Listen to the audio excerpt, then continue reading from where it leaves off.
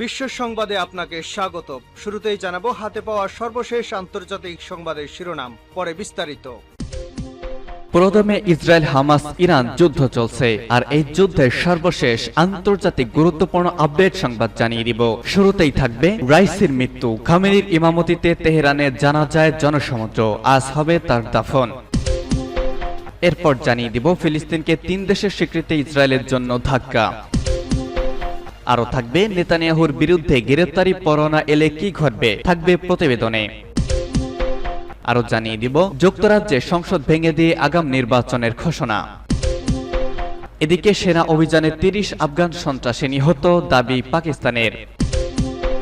এবং সর্বশেষ জানিয়ে দিব ভুলে যাওয়া যুদ্ধের গতিপথ পরিবর্তন করে দিচ্ছে মিয়ানমারের তরুণ বিদ্রোহীদের দল।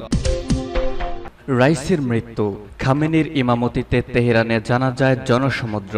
হেলিকপ্টার দুর্ঘটনায় নিহত ইরানের প্রেসিডেন্ট ইব্রাহিম রাইসি এবং পররাষ্ট্রমন্ত্রীর জানাজায় ইমামতি করেছেন দেশটির সর্বোচ্চ নেতা আয়াতুল্লাহ আলী খামেনি। গতকাল তেহরান বিশ্ববিদ্যালয়ে অনুষ্ঠিত এই নামাজে শোকার্ত জনতার ঢল নামে। সেখানে মৃতদের বহনকারী কফিনগুলো ইরানের পতাকায় মোড়ানো ছিল।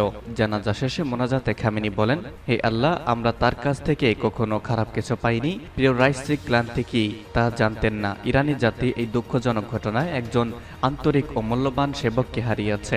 এই সময় ইরানের অন্তর্বর্তী প্রেসিডেন্ট মোহাম্মদ মোকবার পাশে দাঁড়িয়ে কান্নায় ভেঙে পড়েছেন।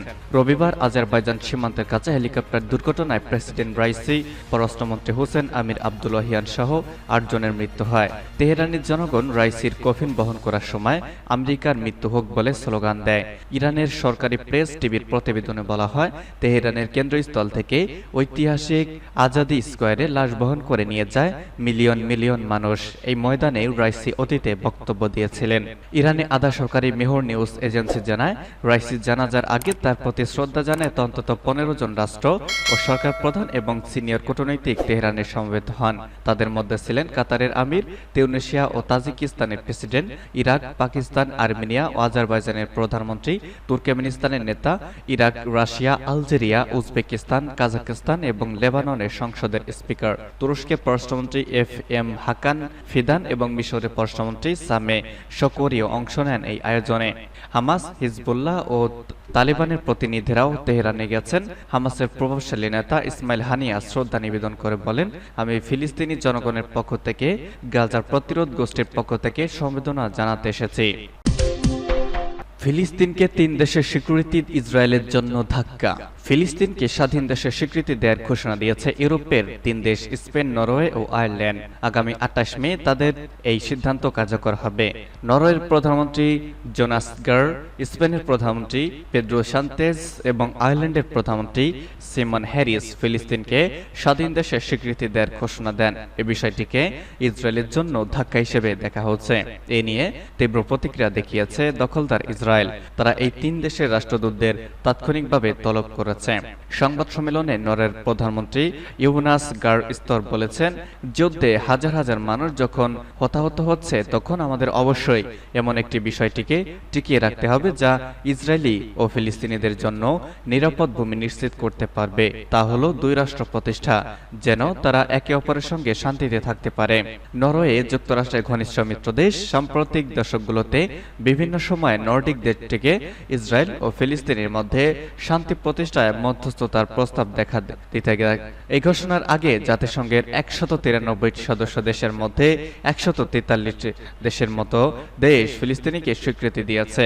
অন্যদিকে এক সংবাদ সম্মেলনে আয়ারল্যান্ডের প্রধানমন্ত্রী সাইমন হ্যারিস বলেছেন, আজ আয়ারল্যান্ড, নরওয়ে, স্পেন ঘোষণা করবে যে আমরা ফিলিস্তিনি রাষ্ট্রকে স্বীকৃতি দিয়েছি। আজকের ঘোষণার আগ পর্যন্ত আমি অন্য বেশ কয়েকজন নেতা ও প্রধানমন্ত্রীর সঙ্গে কথা বলেছি। আগামী কয়েক সপ্তাহের মধ্যে এই গুরুত্বপূর্ণ পদক্ষেপ নিয়ে আরো কয়েকটি দেশ আমাদের সঙ্গে যোগ দেবে বলে বিশ্বাস আমার। ইসরায়েল, ফিলিস্তিন ও তাদের জনগণের শান্তি ও নিরাপত্তার জন্য দ্বিরাষ্ট্রিক সমাধানই একমাত্র বিশ্বাসযোগ্য পথ বলেছেন তিনি।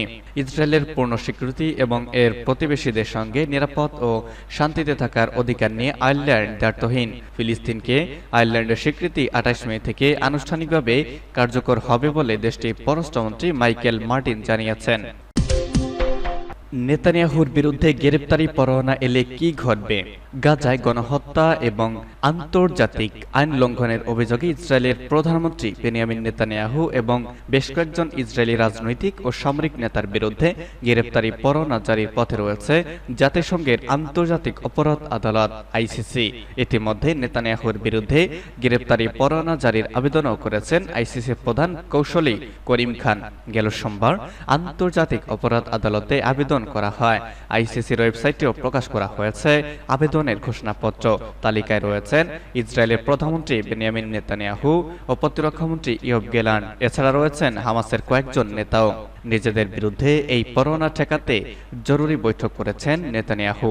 কিভাবে এই গ্রেপ্তারি পরোয়ানা এড়ানো যায় তা খুঁজে বের করতে গেলে মঙ্গলবার ইসরায়েলি প্রধানমন্ত্রীর কার্যালয়ে দেশটির ৩ জন মন্ত্রী ও বেশ কয়েকজন সরকারি আইনজীবী একটি জরুরি বৈঠক করেছেন। জেরুজালেম ভিত্তিক প্রভাবশালী মানবাধিকার সংগঠন বেত সেলেম বলেছে, এই পরোয়ানা ইসরায়েলের দ্রুত নৈতিক অবক্ষয়ের প্রতিফলন। আন্তর্জাতিক সম্প্রদায় ইসরায়েলকে এই ইঙ্গিত দিচ্ছে দেশটি আর তার সহিংসতা, হত্যা ও ধ্বংসযজ্ঞ জবাবদিহি ছাড়া চালিয়ে যেতে পারবে না। নেতানিয়াহুর বিরুদ্ধে গ্রেপ্তারি পরোয়ানা জারির আবেদনের তীব্র নিন্দা জানিয়েছে ইসরায়েল। বলছে এটি নজিরবিহীন অপমান। একই সুরে কথা বলছেন মার্কিন প্রেসিডেন্ট জো বাইডেনও। ইনিয়ে বিনিয়ে মূলত তেল আবিবকে রক্ষা করতে চেয়েছেন তিনি। এখন ইসরায়েলি নেতাদের বিরুদ্ধে গ্রেপ্তারি পরোয়ানা জারির বিষয়ে বিবেচনা করবেন আইসিসির বিচারপতিদের একটি প্যানেল। পরোয়ানা জারি হলে আদালতের রোম সংবিধিতে স্বাক্ষরকারী দেশগুলোর সুযোগ থাকলে সংশ্লিষ্ট ব্যক্তিদের আটক করতে বাধ্য থাকবে। রোম সংবিধিতে স্বাক্ষরকারী ১২৪টি দেশের মধ্যে নেই রাশিয়া, চীন ও যুক্তরাষ্ট্র। এতে সই করেনি ইসরায়েলও। অবশ্য আইসিসি বলেছে ফিলিস্তিন এই সংবিধিকে স্বাক্ষর করায় গাজা যুদ্ধে সংগঠিত ফৌজদারি অপরাধের বিচার করার এখতিয়ার তার রয়েছে। যুক্তরাজ্যে সংসদ ভেঙে দিয়ে আগাম নির্বাচনের ঘোষণা। সংসদ ভেঙে দিয়ে যুক্তরাজ্যে আগাম নির্বাচনের ঘোষণা দিয়েছেন দেশটির ব্রিটিশ প্রধানমন্ত্রী ঋষি সুনাক। দেশটিতে ২০২৫ সালের জানুয়ারিতে সাধারণ নির্বাচন হওয়ার কথা থাকলেও সুনাক এই বছরের ৪ জুলাই নির্বাচনের তারিখ ঘোষণা করেছেন। স্থানীয় সময় বিকালে প্রধানমন্ত্রীর সরকারি বাসভবন ১০ নং ডাউনিং স্ট্রিট থেকে গতকাল এই ঘোষণা আসে। সংবাদ মাধ্যম বিবিসি জানিয়েছে, নির্বাচন তারিখ ঘোষণার আগে মন্ত্রীদের এ ব্যাপারে অবহিত করেন প্রধানমন্ত্রী ঋষি সুনাক। এরপর তাদের সঙ্গে আলোচনা করে আগামী সপ্তাহে সংসদ ভেঙে দেওয়ার সিদ্ধান্ত নেন তিনি। মন্ত্রীদের সঙ্গে বৈঠকের আগে রাজা তৃতীয় চার্লসের কাছে যান তিনি। সেখানে সংসদ ভেঙে দেওয়া ও নতুন নির্বাচন আয়োজনের জন্য রাজার অনুমতি চান তিনি। রাজা চার্লস অনুমতি প্রদানের পর একটি জনসমুখে ঘোষণা করেছেন তিনি। গত ১৪ বছর ধরে ক্ষমতায় রয়েছে ঋষি সুনাকের দল কনজারভেটিভ পার্টি। তবে এই মুহূর্তে তাদের জনসমর্থন তলানিতে রয়েছে। ধারণা করা হচ্ছে ৪ জুলাইয়ের নির্বাচনের মাধ্যমে ব্রিটেনে ফের আসতে পারে লেবার পার্টির শাসন। সেনা অভিযানে ৩০ আফগান সন্ত্রাসী নিহত, দাবি পাকিস্তানের। গত ৩০ দিনে দেশের বিভিন্ন স্থানে অভিযান পরিচালনা করে অন্তত ৩০ জন আফগান সন্ত্রাসীকে হত্যার দাবি করেছে পাকিস্তানের সেনাবাহিনী। একটি বিবৃতিতে দাবি করেছে পাকিস্তান সেনাবাহিনীর আন্তঃবাহিনী জনসংযোগ দপ্তর আইএসপিআর। ২০২১ সালে তালিবান ক্ষমতা আসার পর থেকে আফগানিস্তান সন্ত্রাসী কর্মকাণ্ডের প্রজনন ক্ষেত্রে হয়ে উঠেছে উল্লেখ করে যুক্তরাষ্ট্রের এক প্রতিবেদন প্রকাশের একদিন পরেই এই ঘোষণা দিল পাকিস্তান সেনাবাহিনী। চলমান সন্ত্রাস বিরোধী অভিযানের বিস্তারিত বিবরণ দিতে গিয়ে বিবৃতিতে পাকিস্তানের আইএসপিআর বলেছে, সামরিক বাহিনী খাইবার পাখতুনখোয়া বেলুচিস্তান সীমান্ত প্রদেশের কিছু অংশের উপর নজর রাখছে। এক সপ্তাহ আগে একটি অভিযানে সেনাবাহিনীর একজন মেজর নিহত হয়েছিলেন বলেও উল্লেখ করা হয়েছে ওই বিবৃতিতে। সর্বশেষ জানিয়ে দিব, ভুলে যাওয়া যুদ্ধের গতিপথ পরিবর্তন করে দিচ্ছে মিয়ানমারের তরুণ বিদ্রোহীদের দল। নিজের সম্মান আকৃতির দুটো বিশাল স্পিকার বহন করে পাথুরে পাহাড়ের চূড়ায় নিয়ে যান বহনকারী। প্রায় ৮০০ মিটার নিচে পাশাং শহরে ছড়িয়ে ছিটিয়ে আছে মিয়ানমারের সেনা ঘাঁটি। সেদিনের তাপমাত্রা ছিল প্রায় ৪০ ডিগ্রি সেলসিয়াসের ওপরে। কিন্তু সেই তীব্র গরমকে উপেক্ষা করে আরও কিছু তরুণ যোদ্ধারা বাসের খুঁটিতে করে বড় ও ভারী ব্যাটারি প্যাক ও অ্যাম্পলিফায়ার পরিবহন করেছিলেন। সেই দলের নেতৃত্বে ছিলেন প্রাক্তন সেনা ক্যাপ্টেন নেইমাও জেন। তিনি ১২ বছর সেনাবাহিনীতে ছিলেন। গাঢ় সবুজ রঙের ক্যামোফ্লেজ ড্যাকটিকটে একটি কাঁধে জড়িয়ে মঞ্চে উঠেছেন তিনি। নিচের ঘাঁটিতে থাকা ক্ষমতাসীন সামরিক বাহিনীর প্রতি অনুগত সৈন্যদেরকে পক্ষ পরিবর্তনে অনুরোধ করা তার মূল লক্ষ্য।